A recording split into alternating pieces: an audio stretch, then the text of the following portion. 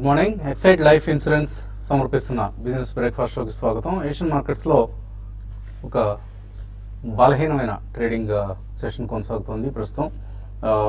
అనుకున్నట్లుగానే federal reserve FOMC meeting ముగిసింది. Fed తన పని తాను చేసుకుపోయింది. వడ్డీ రేట్లను సుదీర్ఘ విరామం తర్వాత 0.25% పెంచుతూ ఎఫ్ఓఎంసి మీటింగ్ నిర్ణయం తీసుకుంది. అండ్ భవిష్యత్తుపై ఫెడ్ ఎఫ్ఓఎంసి కామెంటరీ హాకిష్గా ఉంది. అంటే యుఎస్ ఎకానమీ చాలా చక్కగా పనిచేస్తుంది.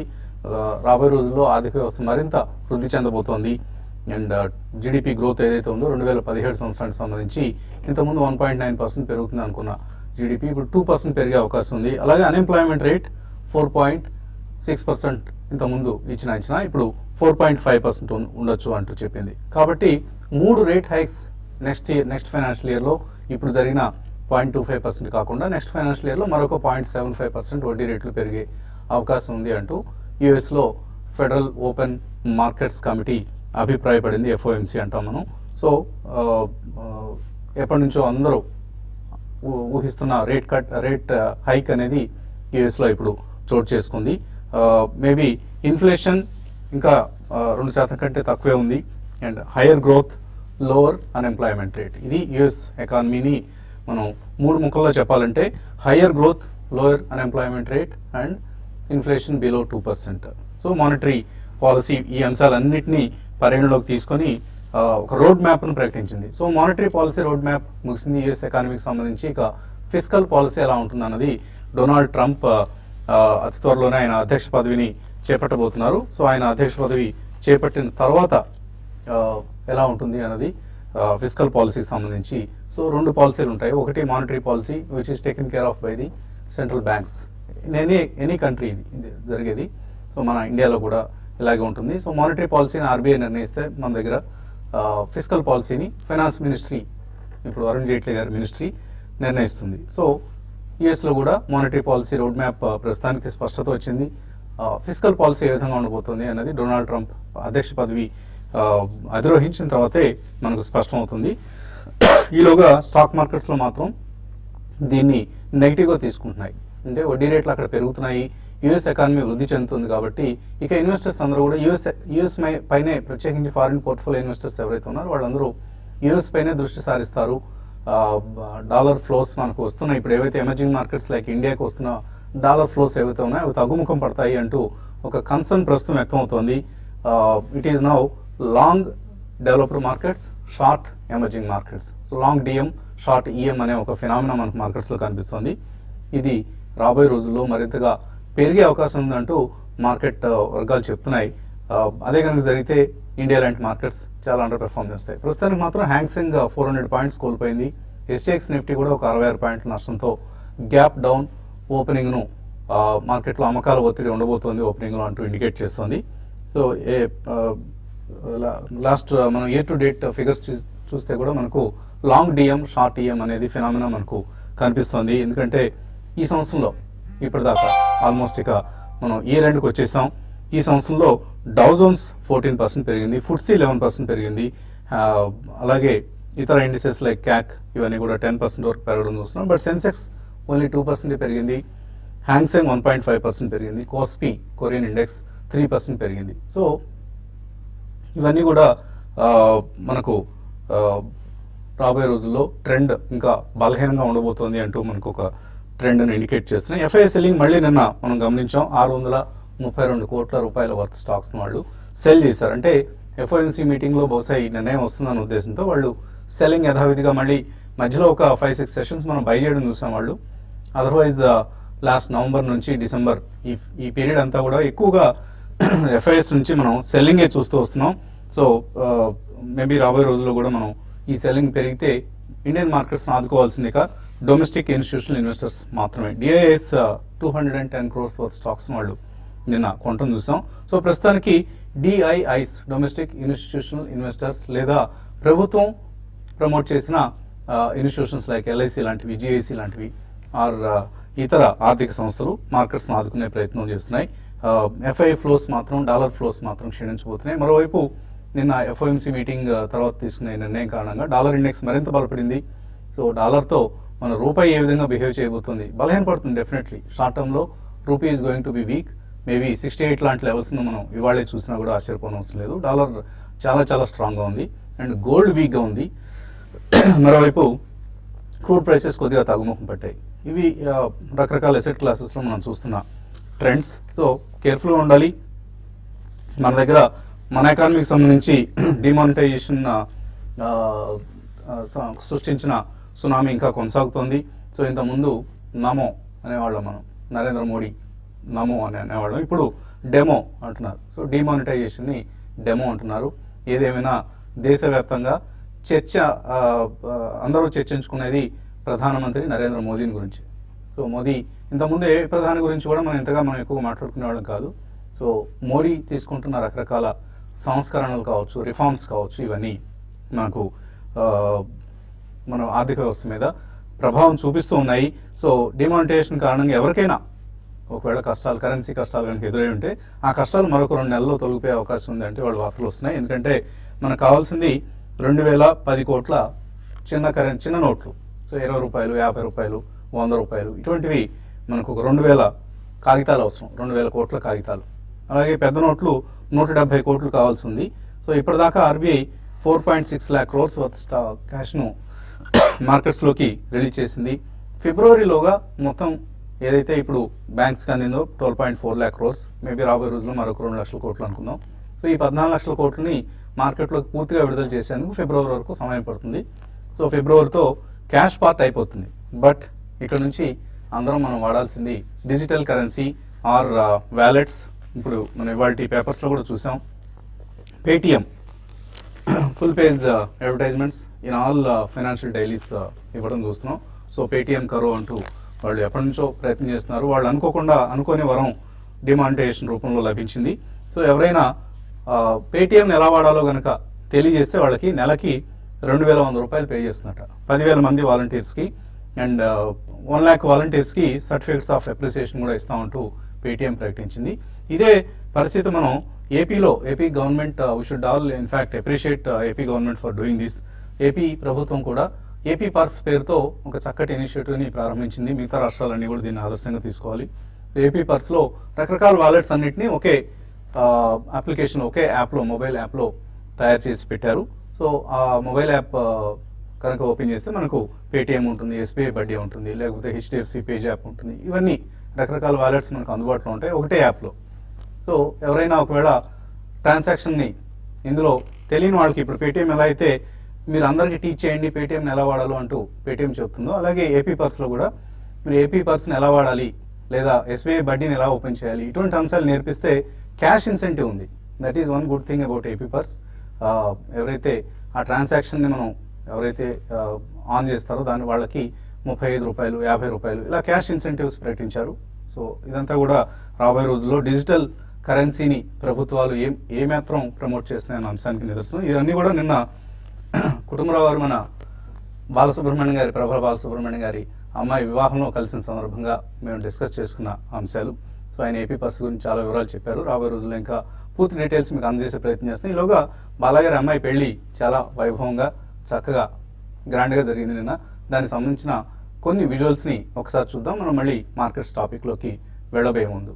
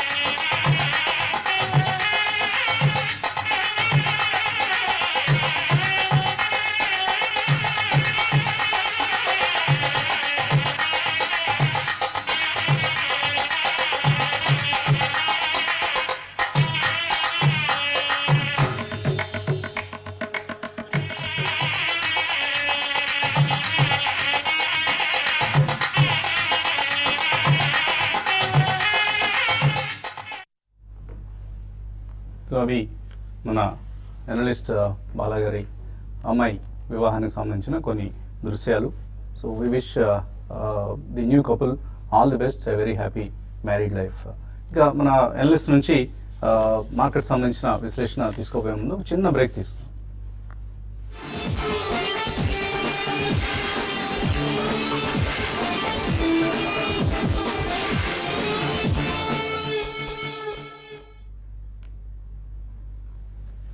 ఎక్సైడ్ లైఫ్ ఇన్సూరెన్స్ సమర్పిస్తున్న బిజినెస్ బ్రేక్ఫాస్ట్ తిరిగి స్వాగతం.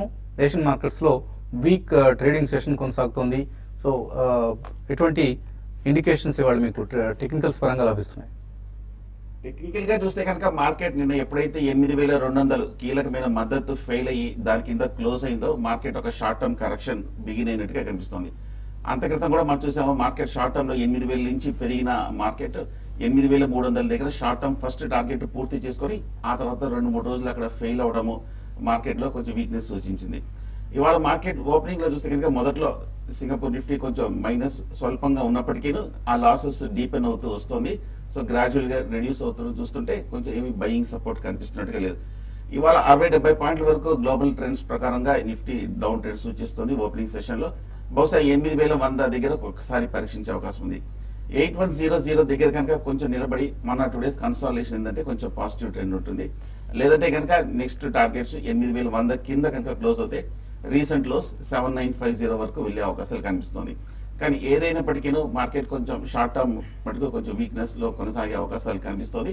కానీ మీడియం టర్మ్ మద్దతు మటుకు 8,000, 7,950 దగ్గర ఉంది కాబట్టి అక్కడ కొంచెం నిలబడే అవకాశాలు కనిపిస్తుంది.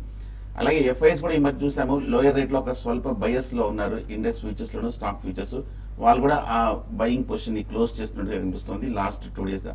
అన్లెస్ వాళ్ళు ఏదైనా కొంచెం అగ్రెసివ్ గా కొంచెం ఈ ఫాల్ లో కనుక బై చేస్తే కనుక 8,000 స్థాయి దగ్గర నుంచి అప్పుడు మార్కెట్ కోలుకునే అవకాశాలు కనిపిస్తుంది. అలాగే మూడో ప్రధానమైన అంశం చూస్తే కనుక డౌ కూడా continuous rally over bat position లోకి వస్తుంది. న్యూ పీక్ లో హై నుంచి కొంచెం ఆ న్యూస్ కూడా ఇవాళ వచ్చేసింది కాబట్టి కొంచెం బహుశా ఒక కన్సాలిడేషన్ అనేది ఒక కరెక్షన్ ధోరణిలో వెళ్లే అవకాశాలు కనిపిస్తుంది.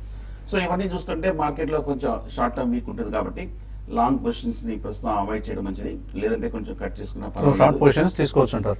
షార్ట్ పొజిషన్స్ ఉంటే కనుక 8,200 పైన స్టాప్ లాస్ పెట్టుకోండి. ఓకే, మీరు ఎటువంటి ఇండివిజువల్ స్టాక్స్ ని వాళ్ళ రికమెండ్ చేయబోతున్నారు ట్రేడింగ్ కోసం? ట్రేడింగ్ పరంగా మార్కెట్స్ వోలటాలిటీ అనేది బాగుండే అవకాశం ఉంది. నిన్నటి రోజు కూడా చూసాము, మొన్నటి పెరిగిందంతా కూడా ఆల్మోస్ట్ నిన్న నష్టపోయింది. ప్లస్ ఈ రోజు కూడా మళ్ళీ ఇంకొక గ్యాప్ డౌన్. మనకి ఆ రీజన్స్ అన్ని కూడా ఇంతకుముందు ఎక్స్ప్లెయిన్ చేసినట్టుగా మార్కెట్స్ రానున్న రోజుల్లో ఇంకా ఫర్దర్గా వీక్ అయ్యే అవకాశాలు ఎక్కువ ఉన్నాయి. అటు ఎఫ్ఐఎస్ నుంచి డొమెస్టిక్ ఫండ్స్ నుంచి కూడా కొంత సెల్లింగ్ ప్రెజర్ చూస్తున్నాము. ఇంకా స్టాక్ స్పెసిఫిక్గా చూడాలి అంటే మాత్రం హయ్యర్ లెవెల్స్లో ఈరోజు ఇంట్రాడే కోసం even market gap down open అయినా కూడా క్లోజింగ్ బేసిస్లో 8,100 ఆ లెవెల్ కానీ సస్టైన్ కాగలిగితే మళ్ళీ నెక్స్ట్ కమింగ్ డేస్లో ఈ లెవెల్ ఆగొచ్చు. ఒకవేళ 8,100 బిలో కంటిన్యూగా ట్రేడ్ అయితే ఇంకా 8,020 లెవెల్స్ని టెస్ట్ చేయొచ్చు. కాబట్టి స్టాక్ స్పెసిఫిక్గా డివి ల్యాబ్స్ ఒకటి 1186 అక్కడ స్టాప్ లాస్ పెట్టుకొని రానున్న రోజుల్లో ఇది కొంత ఇక్కడ నుంచి ఒక 5 to 6% even 10% kind of correction కూడా రావచ్చు. సెల్ చేయమని చెప్తాను. అదేవిధంగా ఈ రోజు ఇంట్రాడే కోసం నిన్నటి రోజు రిలయన్స్ ఇన్ఫ్రా చాలా స్ట్రాంగ్ ఉంది. బట్ ఈ రోజు మళ్ళీ ఇది కొంత వీక్నెస్ అనేది రావచ్చు.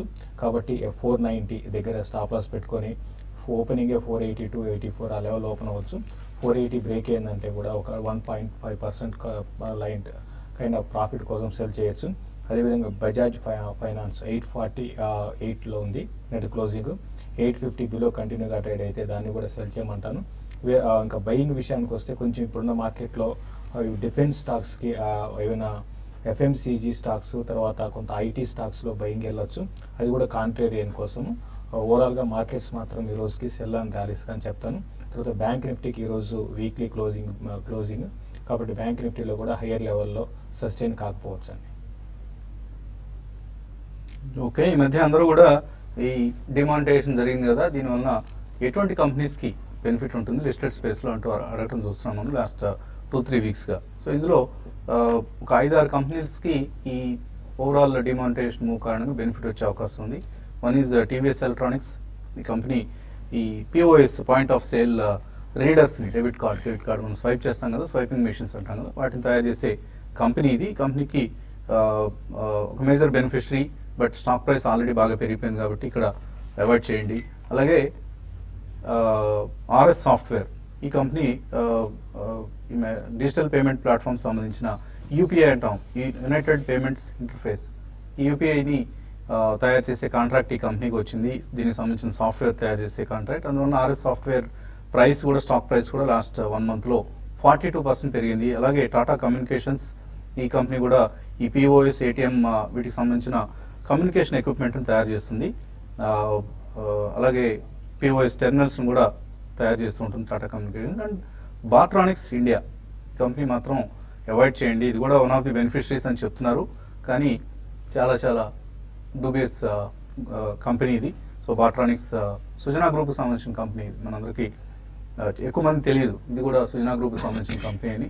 Sujana towers, Sujana metal products, ఇటువంటి కంపెనీస్ అన్ని కూడా ఇన్వెస్టర్స్కి తీరని నష్టాన్ని మిగిల్చాయి. అలాగే బాట్రానిక్స్ ఇండియా కూడా. So avoid investing in Bartronics, but you can consider investment in declines in TVS electronics, quick heal technologies, RS software, Tata communications, ఇటువంటి. అలాగే ఫార్మా కంపెనీస్ని కూడా మనం వాచ్ చేయాలి. ఫార్మా కంపెనీస్లో department of justice, United States సంబంధించిన department of justice price rigging, price collusion ఏదైతే జరిగిందో దాని మీద విచారణని, పెనాల్టీస్ని త్వరలోనే విధించే అవకాశం ఉంది అంటూ వార్తలు వస్తున్నాయి. అలాగే సన్ ఫార్మాకి ఫార్మ్ 483 నోటీస్, హలోల్ ప్లాంట్కి సంబంధించి వచ్చిన నోటీస్ కారణంగా నెక్స్ట్ ఫైనాన్షియల్ ఇయర్లో ఈ కంపెనీ ఈపీఎస్ ఆల్మోస్ట్ భారీగా తగ్గే అవకాశం ఉంది అంటూ వార్తలు వస్తున్నాయి. ఈ నేపథ్యంలో బ్రోకింగ్ సంస్థలన్నీ కూడా సన్ ఫార్మా టార్గెట్ ప్రైస్ని తగ్గిస్తున్నాయి. So pharma is one of the worst hit sectors ఇవాళ ట్రేడింగ్లో అయ్యే అవకాశం కనిపిస్తుంది. కాలర్స్ లైన్ ఉన్నారు. వరంగల్ నుంచి సుదర్శన్. హలో హలో, అడగండి సుదర్శన్. సార్ అది మా దగ్గర జీటీఎల్ ఇన్ఫ్రా ఒక 10,000 షేర్స్ ఉన్నాయి సార్. నేను తీసుకొని సుమారు 8-9 years అవుతుంది. అప్పుడు 8 నుంచి 9 రూపాయల మధ్యలో తీసుకున్నాను. అది ఉంచమంటారా తీసేయమంటారా? GTL infra, retail infra technical గా కానీ ఫండమెంటల్ గానీ పెద్ద చెప్పడానికి ఏం లేదండి. స్టాక్ చూస్తే కనుక ఫండమెంటల్ గా లాస్ట్ ఫ్యూ ఇయర్స్ చూస్తే కనుక బాగా వీక్ పెర్ఫార్మెన్స్ చూసాము. అలాగే టెక్నికల్ గా చూస్తే కనుక ఈ మధ్య జస్ట్ ఒక 2 రూపీస్ నుంచి 7 రూపాయల వరకు పెరిగి మళ్ళీ కొంచెం అదే స్పీడ్ తో కూడా పట్టామని చూసాము. పైగా మీరు చాలా ఏళ్ళు బట్టి హోల్డ్ చేస్తున్నారు. మీ రేటు అన్లెస్ ఏదైనా ఒక మేజర్ చేంజెస్ వస్తే తప్ప కానీ వచ్చే అవకాశం లేదు. ఏదైనా ర్యాలీలో వస్తే ఎగ్జిట్ అయిపోండి. రాజేష్ కొత్తగూడెం నుంచి తర్వాత caller. Hello sir, good morning sir. Vasant garu. Morning అండి. అడగండి సార్, శేషు గారిని సార్ అడిగాను. అడగండి. సార్, శేషు గారు, నా అరవిందో ఫార్మా తీసుకున్నాను సార్. మళ్ళా సెకండ్ ప్రైజ్ లో ఎక్కడ తీసుకోమంటారు సార్? 1 year కి. అదేనో క్యాస్ట్రాల్ ఇండియా సార్, కొనచ్చా sir? Aurobindo pharma and Castrol India. చూడండి, అరవిందో ఫార్మా మీరు అంటే ఇప్పుడు మార్కెట్లో కొంత వీక్నెస్, ఈవెన్ ఫార్మా స్టాక్స్లో కూడా ఇప్పుడు మనం అనుకుంటున్నాం యుఎస్ నుంచి కొంచెం స్ట్రిక్ట్గా వార్నింగ్స్ రావడం అనేది చాలా కొంచెం ఫార్మా కంపెనీస్కి నెగిటివ్. ఈవెన్ అరవిందో ఫార్మా కూడా కొంత ఎక్స్పోర్ట్స్ చేసుకున్నాయి. కాబట్టి ప్రస్తుతం ఇది 680 లెవెల్స్ని టెస్ట్ చేయొచ్చండి. అది బ్రేక్ అయితే ఇంకా 660 లెవెల్స్ కూడా రావచ్చు. కాబట్టి అక్కడ ఒక బయింగ్ ప్రైస్ పాయింట్ పెట్టి కొనుక్కోండి. ఏదైనా 660, 640 లెవెల్స్కి వచ్చినప్పుడు దీన్ని, అంటే వస్తుందని కూడా చెప్పలేము ఎగ్జాక్ట్గా, బట్ మీరు కరెంట్ లెవెల్స్లో కాకుండా ఒక 5 to 6% కరెక్షన్లో దీన్ని కొనుక్కోమని చెప్తాను. తర్వాత క్యాస్ట్రాల్ ఇండియా మాత్రం రానున్న రోజుల్లో కొంచెం ఇది వీక్నెస్ ఉండొచ్చు అండి. ఎందుకంటే క్రూడ్ ఆయిల్ పెరగడం అనేది కొంచెము వీటి లూబ్రికెంట్ స్టాక్స్కి కొంచెం ఇన్పుట్ కాస్ట్ పెరిగి కొంత మార్జిన్స్ తగ్గొచ్చు. బట్ ఇన్వెస్ట్మెంట్కి మాత్రం డెఫినెట్గా క్యాస్ట్రాల్ ఇండియాని మీరు కొనుక్కోమని చెప్తాను. ఇది కూడా ప్రస్తుతం ఈ లెవెల్స్ నుంచి కొంచెం తగ్గడానికి అవకాశం ఉంది. కరెక్షన్స్లో దీన్ని కొనుక్కోమని చెప్తాను. 360, 340, 360 అనేది దీనికి సపోర్ట్ జోన్ ఉండొచ్చు. అక్కడికి వచ్చినప్పుడు కొనుక్కోమని చెప్తాను. సో అరవిందో ఫార్మా కూడా డిపార్ట్మెంట్ ఆఫ్ జస్టిస్ ఏదైతే ప్రోబ్ చేస్తుందో ఈ ప్రైస్ కొల్యూషన్ సంబంధించి అరవిందో ఫార్మా కూడా ఎఫెక్ట్ ఉంటుంది. సో ఎటువంటి పెనాల్టీస్ ఈ కంపెనీస్ మీద విధిస్తారు, ఇంపాక్ట్ వాళ్ళ బాటమ్ లైన్ మీద ఏ విధంగా ఉంటుంది అన్నది కొంచెం సస్పెన్స్. కాబట్టి ప్రస్తుతానికి కేర్ఫుల్గా ఉండండి ఫార్మా కౌంటర్స్ పట్ల. శివప్రసాద్ కడప నుంచి. Hello Shivaprasad. Good morning sir. Morning. Morning అడగండి. సార్, పిఎఫ్ఎస్ 6,000 షేర్లు ఉన్నాయి. 50 రూపాయలు కొన్నాను. అది 30 మధ్య ట్రేడ్ అవుతుంది సార్. అది ఇది ఈ పెనాల్టీస్ చెప్తాను. పిఎఫ్ఎస్ పవర్ ఫైనాన్స్ సంబంధించిన కంపెనీ. PKI finances PFS sir. మీ టెలిఫోన్ లైన్ క్లియర్గా లేదండి, కట్ అవుతుంది మీ వాయిస్. మీరు వెంకటేశ్వర్లు గోదావరి కానీ నుంచి. హలో సార్, నమస్కారం సార్. నమస్తే అండి, అడగండి వెంకటేశ్వర గారు. సార్, అదాని ట్రాన్స్మిషన్ ఏ రేట్లో కొనుక్కోవచ్చు సార్? దాని ట్రాన్స్మిషన్ ఎందుకు కొందాం అనుకుంటున్నారు ఈ కంపెనీని? అంటే అందులో మన బాగుంది ట్రాన్స్మిషన్ ఉంది, కొనుక్కుంటే బాగుంటుంది అన్నారు, అందు గురించి ఉందామని. ఓకే, అదాని ట్రాన్స్మిషన్లో ఏదైనా ప్రైస్ యాక్షన్ వచ్చే అవకాశం ఉందా నెక్స్ట్ సే 1 year కోసం? ఈ మధ్య బాగా అవుట్ పెర్ఫార్మ్ చేసిన స్టాక్ ఏదంటే అదాని ట్రాన్స్మిషన్. ఒకసారి స్టాక్ చూస్తే కనుక 30 రూపాయల నుంచి 65 రూపాయల వరకు స్ట్రాంగ్ అప్ ట్రెండ్ అయితే మనం చూసాము. అప్ ట్రెండ్ తర్వాత కొంచెం 65 రూపాయల దగ్గర ఒక స్వల్ప రియాక్షన్ మనం చూసాము. టెక్నికల్ గా బులిష్ గా ఉన్నప్పటికీ ఎక్స్ట్రీమ్లీ ఓవర్ బాట్ పొజిషన్ లో ఉంది. మీడియం టర్మ్ కూడా ఒక కరెక్షన్ కానీ కన్సాలిడేషన్ సూచిస్తుంది కాబట్టి క్లోజర్ టు 45 లెవెల్స్ వచ్చే అవకాశం ఉంది. అలాగే మొన్న సెప్టెంబర్ రిజల్ట్స్ కూడా చూస్తే కనుక నెగిటివ్ వచ్చింది. ప్రీవియస్ క్వార్టర్ రిజల్ట్స్ కూడా బాగా నెగిటివ్ గా ఉంది కాబట్టి ఫండమెంటల్ గా అయితే అంత స్ట్రాంగ్ గా కనిపించట్లేదు. ఓకే అండి, సో సమయం మించిపోయింది. మనం ఈ కార్యక్రమాన్ని ఇక్కడితో ముగించి ఎప్పటిలాగానే youtube.com-లో కలుసుకుందాం. మళ్ళీ చిన్న బ్రేక్ తర్వాత youtube.com/tv5money/live ఈ ప్లాట్ఫామ్ మీద మరికొద్ది క్షణాల్లో కలుసుకుందాం. Keep watching TV5.